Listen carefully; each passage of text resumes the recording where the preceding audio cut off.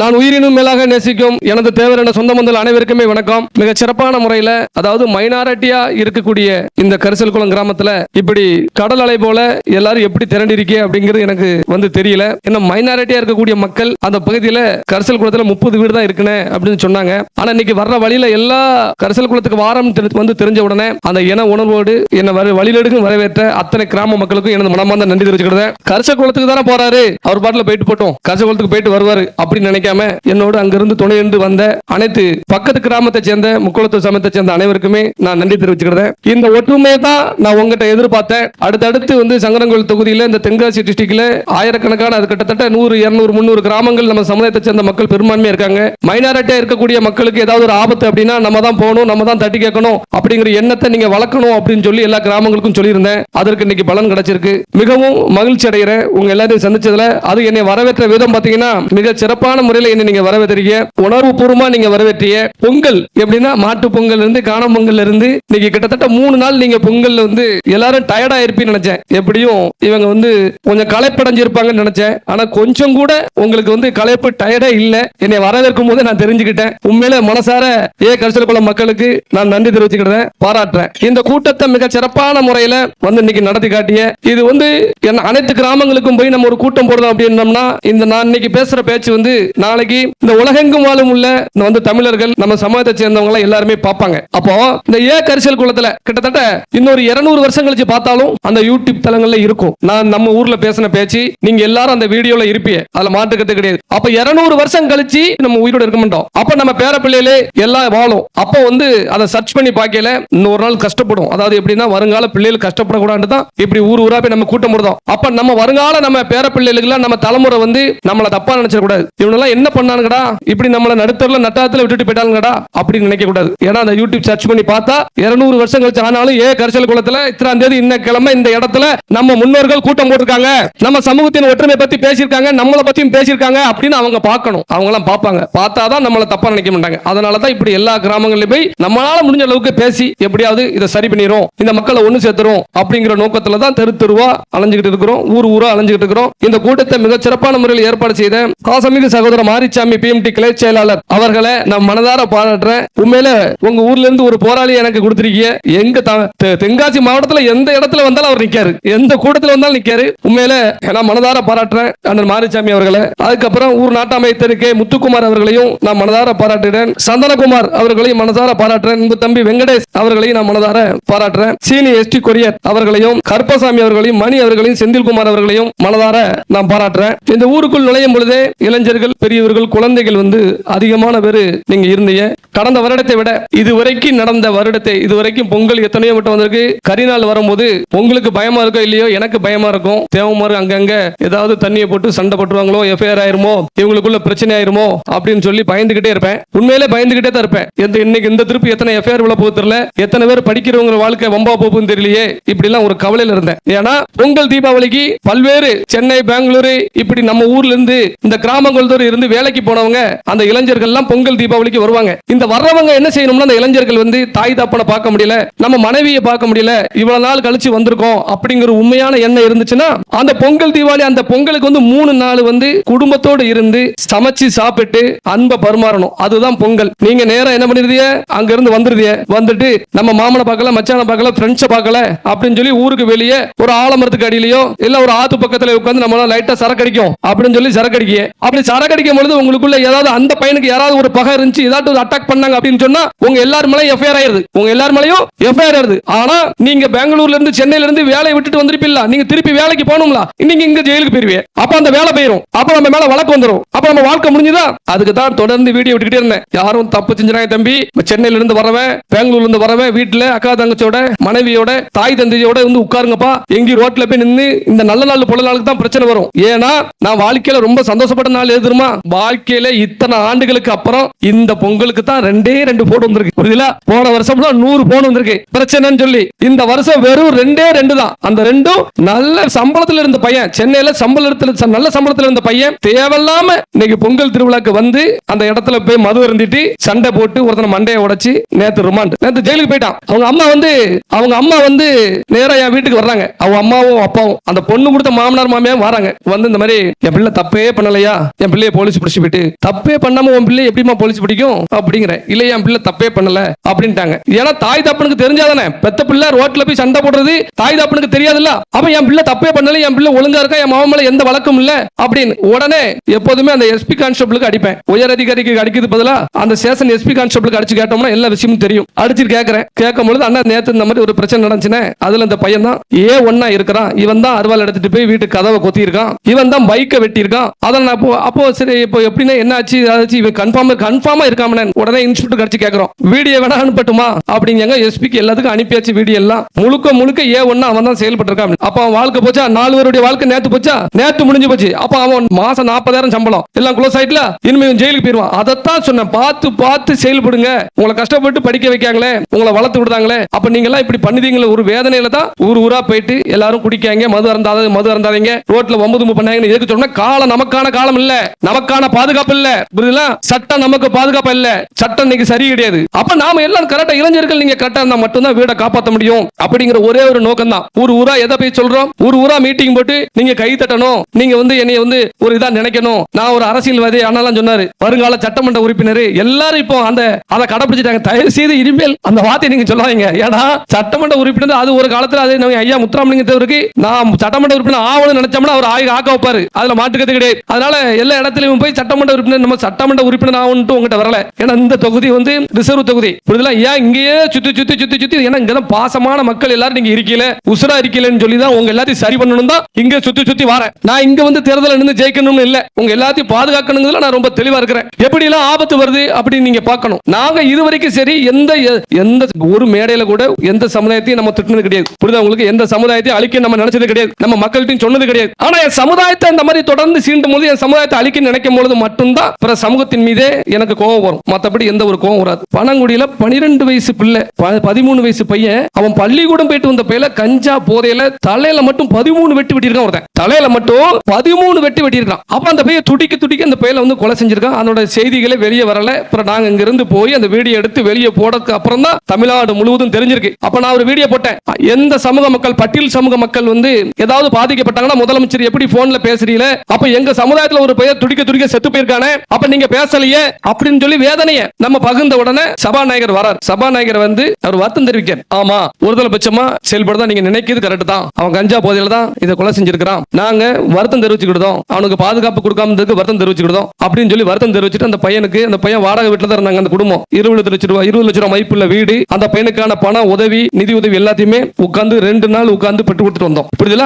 உங்களுக்கு வீட்டுல வெள்ளை அடிக்கணும், போராட்டத்தை உடலை வச்சு பாடியை வச்சு அதை 10 நாள் 20 நாள் வச்சு ஆர்ப்பாட்டம் போராட்டம் நடத்தி அதுல ஒரு நீதியை பெற்றுக் கொடுக்கணும் ஒரு காலமும் நம்ம நினைச்சது கிடையாது. புரியுதுல? ஒரு உடலை நல்லடக்கம் பண்ணணும், அவ்வளவுதான். ஒரு உடல் அதுவும் 14 வயசு பையன் சொல்ல போய் தான் நம்ம அன்னைக்கு அந்த இடத்துல இருந்து நீதி பெற்றுக் கொடுக்கணும் ஒரு நாள் உடலை வச்சிருந்தோம், வாங்கி கொடுத்தோம். இதெல்லாம் எதுக்கு சொல்றோம்னா நமக்கு பிரச்சனையே வராது அப்படின்னு சொல்லி தேவமா நினைக்க கூடாது. பிரச்சனை வரும். என்னைக்கு நீங்க தேவமாரா பிறந்துட்டீங்களோ இனிமேல் வருங்காலத்துல இவங்க என்ன நினைக்காங்க தெரியுமா, நம்ம முன்னோர்கள் எல்லாம் ஒரு காலத்துல இவங்க எல்லாம் பிற கம்யூனிட்டியை நம்ம கொடுமைப்படுத்தின மாதிரி நினைச்சுக்கிட்டாங்க. ஏன்னா சினிமா படங்கள் இப்ப வர்ற டைரக்டர் போறா நம்மள வில்லனா காட்டி எடுத்து இன்னைக்கு நம்மளுடைய வாழ்க்கையே இன்னைக்கு நாசம் பண்ணதுக்கு பாக்குறாங்க. சண்டீத்தனம் பண்றத பெருசா நினைக்க கூடாதியா, அதை மட்டும் நினைச்சுக்கோங்க. ஒரு கிராமம் ஒரு ஊரு அப்படின்னு சொல்லி இருக்குன்னா அந்த ஊர்ல எத்தனை தாசில்தார் இருக்கா, எத்தனை விஓ இருக்கிறான், எத்தனை போலீஸ் இருக்கிறான், எத்தனை ராணுவத்துக்கு போயிருக்கான், அதுதான் அந்த ஊருக்கு பேரு. ரவுடி பீல் நிறைஞ்ச ஊரா பேரு கிடையாது. அத மைண்ட் செட்ல வச்சு இளைஞர்கள் எல்லாரும் நினைக்கணும். இந்த கரிசல் குளத்துல இருந்து காவல் நிலையத்துக்கு போறவன் குற்றவாளியா போக கூடாது, காவலரா போகணும். நீதிமன்றத்துக்கு போறவன் நீதிபதியா போகணும், வக்கீலா போகணும், குற்றவாளியா போக கூடாது. அப்படிங்கிற எண்ணத்துல எல்லாரும் இருங்க. பிள்ளைகளை பார்த்து கவனமா வளைங்க. பெண் பிள்ளைகளை மிக மிக கவனமா வளைங்க. பெண் பிள்ளைகள் மேல நம்பிக்கை வைங்க. கண்டிப்பான முறையில வருங்காலத்துல நம்ம இளைஞர்களோட நம்ம பெண் பிள்ளைகள் தான் நம்ம எல்லாம் காப்பாற்ற போறாளுவோ அப்படிங்கிற ஒரு எண்ணம் தான் இன்ன வரைக்கும் நம்ம ஓடிக்கிட்டு இருக்கு. அதைத்தான் நான் எல்லாத்திட்டுமே பேசிக்கிட்டு இருக்கேன். ஏன்னா பெண் பிள்ளைகள் அந்த அளவுக்கு இன்னைக்கு டேலண்டா இருக்காங்க. அந்த பெண் பிள்ளைகளுக்கும் நான் சொல்லக்கூடியது ஒண்ணுதான், உங்க மேல உசுரா உங்க அண்ணன் தம்பி, உங்க மாமன் மச்சன், தாய் மாமன் இப்படி எல்லாம் மிகப்பெரிய ஒரு பெரிய வட்டாரமே உங்க மேல ஒரு அன்புல இருக்கும். அதனால காதலுங்கிற போர்வையில நம்ம ஆளுக்க பிள்ளைகள் எல்லாம் வேணும்னே நான் தேவமாறு அப்படின்னு சொல்லி தான் இன்ஸ்டாகிராம்ல எல்லாரும் பழகுறான் பேசுறான். அதுல ரொம்ப கவனமா நீங்க எல்லாம் கையாளணும். அதனால பாதிக்கப்பட்ட பிள்ளைகள் ஏகப்பட்ட பிள்ளைகள் இன்னைக்கு இருக்கு. ஒவ்வொரு ஊர்லயும் ஒவ்வொரு கிராமங்களையும் இளைஞர்கள் நீங்க தான் அந்த ஊரை காப்பாற்றணும். அந்த ஊர்ல இன்னைக்கு பெண் பிள்ளைகள் இருக்கு, குழந்தைகள் இருக்குன்னா நம்ம ஊர்ல உள்ள இளைஞர்கள் பாத்துக்கிட்டு இருப்பான், நம்மள பாத்துக்கிடுவான் அப்படிங்கிற ஒரு காரணம் தான். நீங்க ரோட்ல தள்ளாடுறீங்களே தண்ணியை போட்டு இப்படி அப்படின்னு சொன்னீங்கன்னா பாதுகாக்க முடியாது. அதை மனசுல வச்சு எல்லாரும் இளைஞர்கள் குடிப்பதை 200% நிப்பாட்டிடுங்க. குடியில எதுவுமே கிடையாது. குடியால நம்ம வீரம் போச்சு, நம்ம பேரு போச்சு, மரியாதை போச்சுங்கிறத நீங்க எல்லாரும் நினைக்கணும். அக்கா தங்கச்சி மேல பாசம் இல்ல, மனைவி மேல பாசம் இல்ல, தாய் தந்தை மேல பாசம் இல்ல. அப்படி ஒரு சூழல் எப்படி உருவாச்சு? குடி, அந்த குடியால தான். அதனால தான் இன்னைக்கு வந்து திசை மாறுது. 4 பிள்ளைகள் இருக்க வீட்டுல 500 ரூபாய்க்கு வேலைக்கு போயிட்டு 300 ரூபாய்க்கு குடிச்சிட்டு வந்து 200 ரூபாய் கொடுத்தா குடும்பம் நடத்த முடியாது. அப்ப அந்த பொட்ட பிள்ளைகளை வேலைக்கு அனுப்புறாங்க. நீ பாசம் கட்ட மாட்டேங்க, அக்கா மேலயும் பாசம் இல்ல,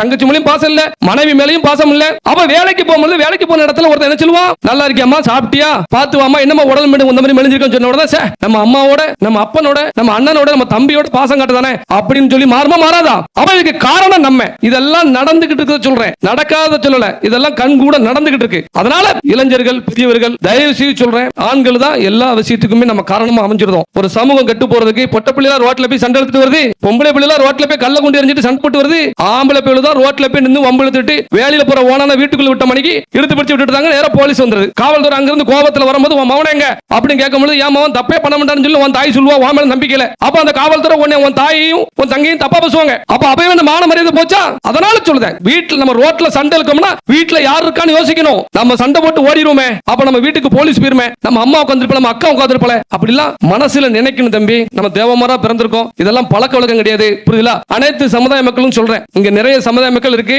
நம்மள படைச்சதே அதுக்கு தான் படைச்சிருக்கான். அனைத்து சமுதாய மக்களையும் காப்பாற்றணும். யாருக்கும் அடிமை கிடையாது, தாழ்த்தப்பட்டவன் இவன் பெரியவன் அவன் பெரியவன் கிடையாது. இதை முதல்ல மைண்ட் செட்டில் நினைச்சுக்கோங்க, புரியுதா? நாம நம்ம பிள்ளைகளை நம்ம நல்லபடியா வளர்த்து நம்ம படிக்கணும், வைக்கணும், போகணும். இளைஞர்கள் பிற சமுதாயத்தோட போர்டுகள் இருக்கும், பிற சமுதாய ஊர் இருக்கும், அங்க இருந்து வரும்போது டர்னு முறுக்கிறது வண்டியை, அப்படி முறுக்க கூடாது. அப்ப அங்க ஒரு பிரச்சனை வரும். பிற சமுதாயத்தோட போர்டு இருக்கும், அதுக்கிட்ட போய் ஒரு சில வேலை செய்யக்கூடாது. இதெல்லாம் உங்களுக்கு சொல்லி தான் புரிய வைக்க முடியும். சண்டையா வருது, ஏன் பிரச்சனை வருது? இதனால தான் வருது. அதனால சொல்றேன், நான் உங்களுக்கு, அதாவது உங்களை நல்ல என்னோட பணி என்ன தெரியுமா? உங்க எல்லாத்தையும் உங்க பிள்ளைகளை நீங்க படிக்க வைங்க. உங்க பிள்ளைகளை நான் அது வரைக்கும் பாதுகாப்பு கொடுப்பேன். உங்க பிள்ளைகளை கவர்மெண்ட் உத்தியோகத்துக்கு போகணும், அங்கேயும் பிரச்சனை நடக்கு. கவர்மெண்ட் உத்தியோகத்துக்கு நீங்க தேவை மாதிரி வேலை பார்க்க முடியல, அதையும் நான் பாதுகாத்துக்கிட்டு தான் இருக்கிறேன். இப்படி நான் உங்களை பாதுகாத்து கொண்டு போயிருவேன். நீங்க எந்த பிரச்சனைக்கு போகாதங்க. உங்களுக்கு ஒரு பிரச்சனைனா நான் வருவேன், அதுல மாட்டுக்கத்தே கிடையாது, கடைசி வரைக்கும் நிப்பேன். ஏன்னா நான் உங்களுக்காண்டி தான் ஊரா திருவா இப்ப வரைக்கும் இன்ன வரைக்கும் ஒரு நொடி கூட ஓய்வு இல்லாம உங்களுக்கு தான் உழைச்சிட்டு இருக்கேன். அதை நீங்க நினைக்கணும். எனக்கு நீங்க கொடுக்கக்கூடிய கூலி என்ன தெரியுமா? எனக்கு நான் உங்ககிட்ட இருந்து துட்டு கட்டனா, பணம் கட்டனா, இந்த கூட்டத்துக்கு வாங்கினா எல்லாரும் வந்துட்டியே, ஏன்ட துட்ட கட்டியே அவ்வளவு வந்து இருக்கில்ல, 100 200 300 500 கொடுத்த கூட கூடாது இந்த கூட்டம். ஆனா என்ன உணர்வோட கூடி இருக்க பாருங்க, அதுதான் சமுதாய பற்று, சமுதாய உணர்வு. எனக்கு நீங்க கொடுக்கக்கூடிய கூலி என்னன்னா, என் பேச்ச இந்த இளைஞர்களும் இந்த பொதுமக்களும் மக்களும் கேட்கணும் அப்படிங்கிற ஒரே ஒரு எண்ணம் தான், வேற எந்த எண்ணமும் கிடையாது. அதனால என்ன சொல்றோம்னா, இளைஞர்கள் மிகவும் கவனமாக நீங்க இருக்கணும். பல்வேறு இடங்கள்ல அண்ணாச்சி சொன்னாப்ல எல்லாரும் விமர்சனம் பண்றானுங்க, நம்மள வந்து எல்லாரும் விமர்சனம் பண்றான். நம்ம சாதியிலே பிறந்த ஒரு சில பேர் இருப்பான், நம்ம சமுதாயத்திலே பிறந்தவன் ஒரு சில பேர் இருப்பான். அவன் வந்து அவனுக்கு கொடி பிடிக்கணும், அவனுக்கு கோவிந்தா போடணும் அப்படின்னு சொல்லி நினைப்பான். அவன் தான் என்னைய வந்து, நான் எனக்காண்டி நீங்க கொடி பிடிக்காதீங்கப்பா, குடும்பத்தை பாருங்கப்பா, நல்லது செய்யுங்கப்பா அப்படின்னு தான் சொல்லி இருக்கிறேன். நான் எல்லா இடத்துலயும் போய் சொல்லக்கூடிய விஷயமே அதான். என்ன, நான் வந்து உங்க மேல இருக்க பாசத்தை விட உங்க தாய் தகப்பன் தான் உங்க மேல பாசமா இருப்பாங்க, உங்க அக்கா தங்கச்சி தான் உங்க மேல பாசமா இருக்காங்க தான் நான் ஊரா போய் சொல்லிட்டு இருக்கேன். நான் உங்களுக்கு நாளைக்கு ஏதாவது ஒரு சிறு விஷயம்னாலும் சரி, நான் ஆஸ்பத்திரியில நீங்க இருக்கும் பொழுது நான் வந்து ஒரு ஆப்பிளோ ஆரஞ்சோ இப்ப வரும்போது கூட பார்த்துட்டு வந்தேன், வரும்போது கூட தம்பி பசுமன் அவருடைய பிள்ளையை பார்த்துட்டு வந்தேன், நான் வந்து பார்த்துட்டு கொடுத்துட்டு தான் வர பிள்ளையை பார்த்துக்கோங்க அப்படின்னு சொல்லி. ஆனா உங்களுக்கு என்ன தெரியுமா, உங்களுக்கு கூடயே இருந்து உங்களை காப்பாத்தி உங்களுக்கு கரை சேர்த்து உங்களுக்கு பீ மூத்திரம் அழுறது யாத்திரமா தாய் தகப்பேன். அதனால அந்த தாய் தகப்பனை நீங்க எல்லாரும் மதிக்கணும், அக்கா தங்கச்ச மதிக்கணும் அப்படிங்கறதா என்னோட நோக்கம்.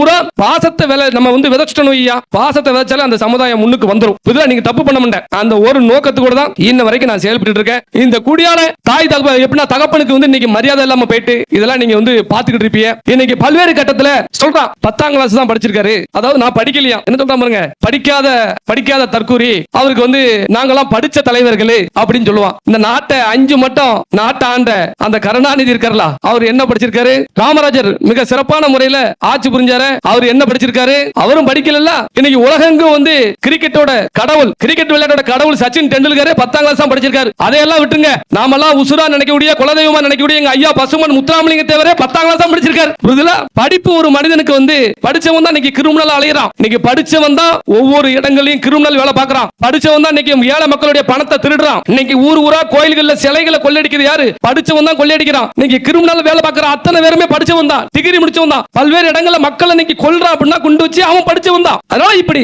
நம்மளுடைய பணிகளை, எஸ்ஐ ராஜா பணிகளை எப்படியாவது நிப்பாட்டணும். இவன் இப்படி வேகமெல்லாம் வளர்ந்து போய்கிட்டு இருக்கான். இத்தனை மணிக்கு இந்த நேரத்துக்கு நைட்டு 9 மணிக்கு இவ்வளவு முக்கோளத்தோர் 1-2 எனக்காண்டி உட்கார்ந்திருக்க பத்தியில, அது அவனுக்கு பிடிக்கல. எப்படியாவது எஸ்ஐ ராஜாவை தடுத்துடணும் அப்படிங்கிற ஒரே ஒரு இதுதான். அரசு ஊழியர்களுக்கு நான் சொல்லக்கூடிய என்னோட அன்பான முக்கோளத்து மக்களுக்கு, அரசு ஊழியர்கள் எல்லாரும் எங்களுக்கு துணை நிக்கணும். ஓய்வு பெற்றவங்க எல்லாம் எங்களோடு பணிக்கு சேர்ந்து இந்த சமூக மக்களை வந்து சரி பண்றதுக்கு வந்து நிக்கணும். செய்யணும். பல்வேறு இடங்கள் இன்னைக்கு நடக்கக்கூடிய பிரச்சனைகள் எல்லாம் மிகவும் ஆபத்தான சூழ்நிலையில இந்த சமுதாயம் இருக்கு அப்படிங்கறத எல்லாரும் உணரணும். அதற்கு இந்த சமூகத்தில் நல்ல பேச்சு திறமை உள்ளவங்களும் சமூக சிந்தனையாளர்களும் நல்ல படித்தவர்களும் எங்களோடு துணை நின்று எங்களை இயக்கணுங்கிறதையும் இந்த நேரத்தில் நான் தெரிவிச்சுக்கிறேன். அதே போல எப்படின்னா இந்த பகுதிகளில் இதுவரைக்கும் சாதி வெறி பிடிச்சவனா இருந்திருப்பான். ஒரு சில கம்யூனிட்டியை சேர்ந்தவன் சாதி வெறி பிடிச்சவனா இருப்பான். அவனை கூட்டிட்டு ஊர் ஊரா கொண்டு போய் தேவமார்ட்ட கொண்டு விட்டு மாலை மரியாதை வாங்கி கொடுக்கிற வேலையை விட்டுருங்க. ஏன்னா தேர்தல் வருது, இந்த தேர்தல் வந்தோடனே தேவமார் ஓட்டு வேணும் அப்படிங்கிற ஒரு நோக்கத்தில் நம்மளை அழிக்க நினைச்சவன், நம்மளை அழிக்கணும்னு நினைச்சவனுக்கு கொண்டு போய் மாலை மரியாதை எல்லாம் போட்டுக்கிட்டு இருக்கதா தகவல் வந்திருக்கு.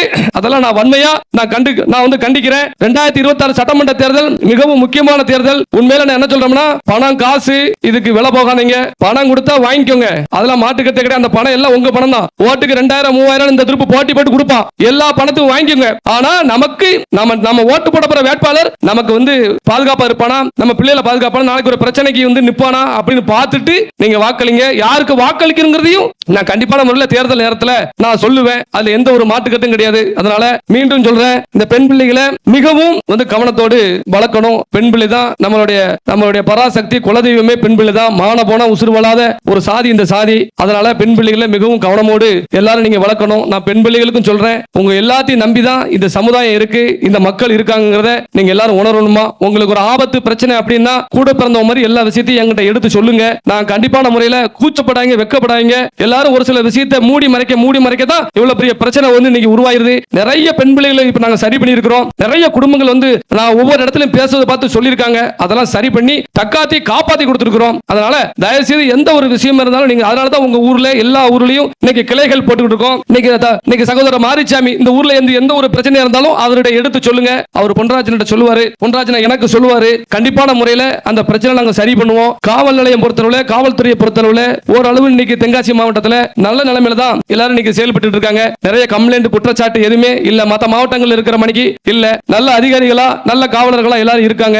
இதை நீங்க எல்லாம் பயன்படுத்திக்கோங்க. நீங்க உங்களுடைய ஒண்டி வாழக்கூடிய சமுதாய மக்களை அரவணைச்சுக்கோங்க. நீங்க எல்லாரும் ஒற்றுமையா இருக்கணும் அப்படின்னு தான் நான் நினைக்கிறேன். அந்த சாதி இந்த சாதின்னு சொல்லி பார்க்க வேண்டாம். நமக்கு தீங்கே நினைச்சாலும் சரி, நம்ம 4 பேருக்கு நல்லது செய்யும். அப்பேற்பட்ட பரம்பரை தான் நம்ம ஐயா பசுமன் முத்துராமலிங்க தேவர் என்ன யார் அந்த பட்டியல் சமூக மக்களுக்கு அதிகாரம் கொடுத்தது? முத்துராமலிங்க தேவர் தான் கொடுத்தாரு. அந்த சமூகத்தை எம்பி எம்எல்ஏ எல்லாம் ஆக்கினார். ஆனா இன்னைக்கு நன்றி இல்லாம அந்த சமூகத்தை சேர்ந்த ஒரு சிலர் நம்ம ஐயா முத்துராமலிங்க தேவரை அசிங்கமா பேஸ்புக் வலைதளங்கள்ல பதிவிடுதாங்க. நம்ம ஐயா முத்துராமலிங்க தேவர் இறந்தும் தெய்வமா இருக்காரு. வர 2026க்குள்ள சங்கரன் கோவில்ல இந்தியாவின் முதல் சுதந்திர போராட்ட வீரர் மாவீரன் பூலித்தேவருடைய சிலையை கண்டிப்பான முறையில வச்சே தீரணும் அப்படின்னு சொல்லி கோரிக்கை வச்சிருக்கிறோம்.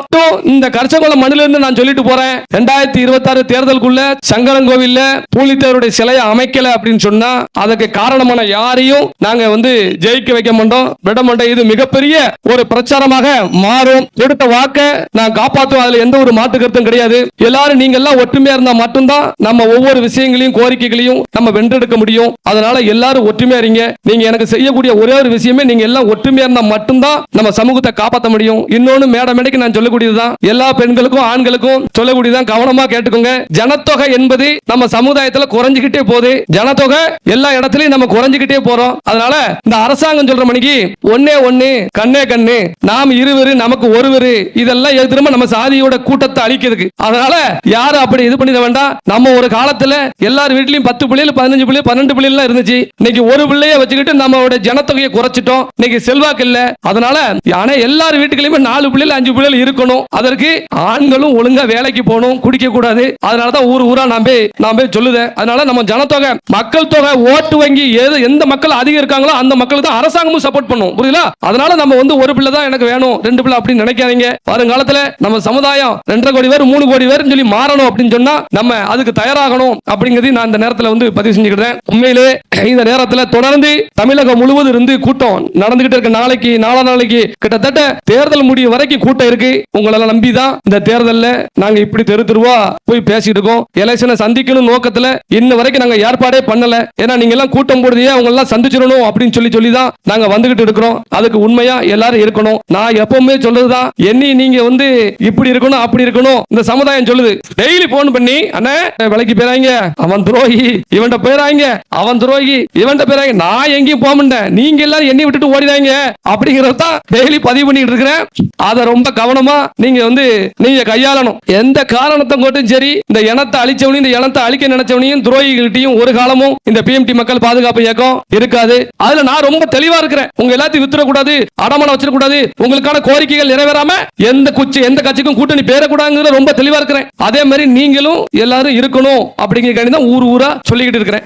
நான் மேடையா சொல்லிட்டு போவேன். நீங்க தேர்தல் வந்த உடனே அதுக்கப்புறம் என்ன மாட்டோம், இன்னும் ஒரு மாதம் தெரியும். அடுத்த தேர்தலுக்கு எல்லாரும் வேட்புமனு தாக்கல் பண்றதுக்கும் பிரச்சாரத்துக்கும் ஆள் கேட்பாங்க ஊருக்கு. அப்ப நான் கூட்டம் போடுறதுனால ஆள் கிடைக்காது. ஏன்னா அங்க 200 கொடுக்காங்க, 300 கொடுக்காங்க, 500 கொடுக்காங்க. ஆனா இந்த திருப்பி என் சமுதாயம் அப்படி இருக்காது, அப்படி மாறாது அப்படின்னு எனக்கு தெரியும். அந்த அளவுக்கு உணர்வா எல்லாரும் இருந்துக்கோங்க. மீண்டும் மீண்டும் பெண் பிள்ளைகளை கவனமா எல்லாரும் வளர்த்துக்கோங்க. பெண் பிள்ளைகளை நம்புங்க, பெண் பிள்ளைகளை படிக்க வைங்க. பெண் பிள்ளைகளை படிக்க வச்சோம்னா கண்டிப்பான முறையில் அந்த பிள்ளைகள் படிச்சு வளர்ச்சி அந்த ஊரையே காப்பாத்தும் அப்படிங்கிற எண்ணம் எனக்கு முழு நம்பிக்கையோட இருக்கிறேன். எல்லா தாய் தகப்பனும் அதை நீங்க செய்யுங்க. நீங்க நல்லபடியா பிள்ளைகளை படிக்க வச்சால போதும். நீங்க வேற எதுவுமே வாழ்க்கையில செய்ய வேண்டாம். இன்னைக்கு நகை இன்னைக்கு போற ரேட்டுக்கு வாங்க முடியுமா?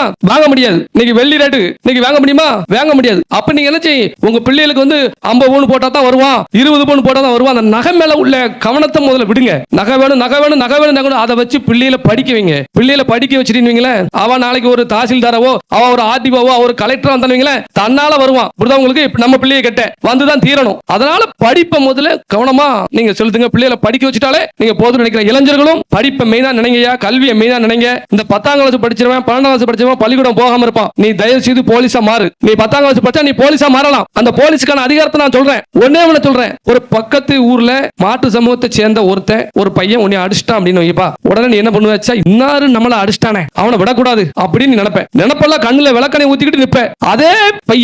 அதே பையன் போலீஸாய் உன்னை அடிப்பான். அதே பக்கத்தூர்கார பையன், அதே சாதிகார பையன் உன்னை போலீஸாய் அடிப்பான். போலீஸாய் அடிச்ச உடனே மட்டும் அது ஏட்டையா அப்படிங்க, ஏட்டை அடிக்காங்க, அது எப்படி உங்களுக்கு வாயில் வருது? அதிகாரம். அதுதான் அதிகாரம். புரியுதுல? அப்ப நாம அந்த இடத்துக்கு வரணுமா வேண்டாமா? அப்ப 10ஆம் கிளாஸ் படிச்சுட்டு நம்ம அப்படி நினைக்காத. 10ஆம் கிளாஸ் படிச்சாலும் போலீஸா போகலாம், ராணுவத்துக்கு போகலாம். இப்படி போக நினைங்கப்பா, இப்படி போக நினைக்க. ஒருத்தர் சண்டை போடணும் அப்படின்னு நினைக்கிய, நான் 4 பேரை அடிச்சாதான் எனக்கு தூக்கம் வரும் அப்படின்னா போலீஸாய் அடி. அது ஒரு யூனிட்டா போயிரும்ல உனக்கு. நீ ரோட்ல நீ 4 பேரை அடிக்கணும் வைக்கணும் முறுக்கிட்டு இருந்தா உடனே தூக்கி போட்டு மிதிச்சு பாளையங்கோட்டையில தான் போகணும். உள்ள பாளையங்கோட்டை தான் இருக்கணும். பாளையங்கோட்டைக்கு போனாலும் கேளுங்க, பாளையங்கோட்டை ஜெயிலுக்கு போறேன், என்னை பிடிச்சி உள்ள வச்சிருக்காங்க. உள்ள மனு அந்த இதுல நடந்து போய்கிட்டு இருக்கேன். உள்ள நடந்து போயிட்டு இருக்கேன். தேவமார பத்தின வெளிய இருக்க தேவமாரோட உள்ளதான் அதிக தேவமார இருக்கான். எங்க இருக்கான்? பாளையங்கோட்டையில. அப்ப என்னடா பூராவரும் இங்க தான் நிக்கலடா அப்படிங்கிற. கவலைப்படாத, நம்ம தான் மெஜாரிட்டி. எப்படி அவன் பெருமையை பாருங்க. பாளையங்கோட்டை உள்ள இருந்துகிட்டு நம்ம தான் மெஜாரிட்டியா. கவலைப்படாங்க, நம்ம தான் மெஜாரிட்டி இருக்கு. அட பாவியலா இல்ல இப்படியெல்லாம் சொல்லுவே, இது ஒரு வாழ்க்கையாடா உங்களுக்கு அப்படின்னு.